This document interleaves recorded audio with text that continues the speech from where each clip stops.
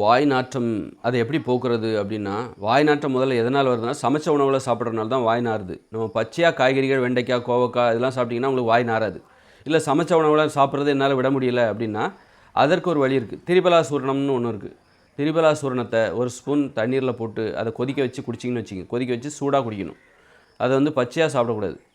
ஒரு ஸ்பூன் வாயில் போட்டு பச்சை தண்ணியை குடிச்சிங்கன்னா சளி பிடிக்க ஆரம்பிச்சிடும். ரொம்ப குளிர்ச்சியானது.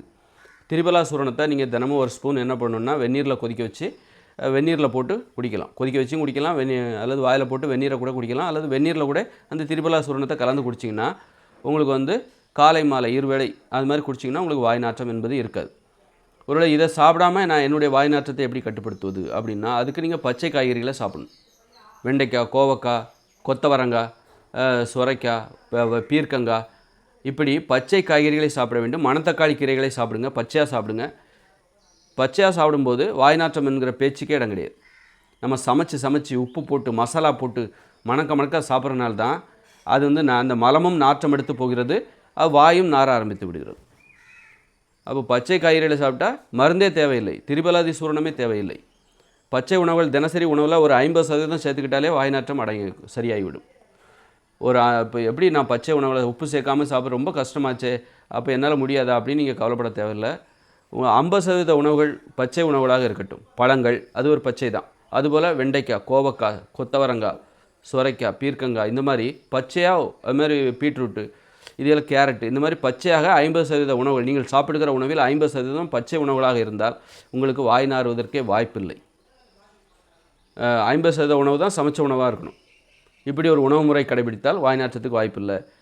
அது இல்லை என்னால் வந்து 50% காய்கறியெல்லாம் சாப்பிட முடியும், எப்போ நான் சமைச்ச உணவு தான் சாப்பிடுவேன், ஃபுல்லாக சமைச்ச உணவு தான், இட்லி பூரி பொங்கல் தோசை சாப்பிடுவேன், அப்போ வாய் நாற்றத்தை எப்படி கட்டுப்படுத்துவது அப்படின்னா, அதுக்கு இந்த திரிபலா சூரணத்தை சுடு தண்ணீரில் கலந்து ஒரு ஸ்பூன் போட்டு, ரொம்பலாம் கிடையாது, சும்மா ஒரு அரை ஸ்பூன் அப்படி சுடு தண்ணீரில் கலந்து குடியுங்கள்.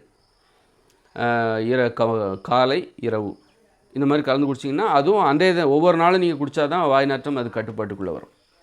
இன்றைக்கி வாய் நாறக்கூடாது என்றால் இன்று நீங்கள் குடிக்க வேண்டும், நாளைக்கு குடிக்கணும். இல்லை அப்போ இது ஒரு மருந்து, ஒரு நிரந்தர தீர்வு. இல்லை 10 நாள் குடிச்சிட்டு அப்புறமா உனக்கு சரியாயிடும், அதுக்கப்புறமா 40 நாள் குடிக்கணும், 40 நாள் சாப்பிட்ணும் அந்த திரிபலா சூரணத்தை, அப்புறமா அப்படிலாம் கிடையாது, வாழ்நாள் முழுதும் சாப்பிட்டாகணும். இல்லை அப்போ இதெல்லாம் என்னால் முடியாது, மருந்துகளை சாப்பிட்றது மன அழுத்தத்தை ஏற்படுத்தும், மருந்துக்கு அடிமையாகிற மாதிரி தான்.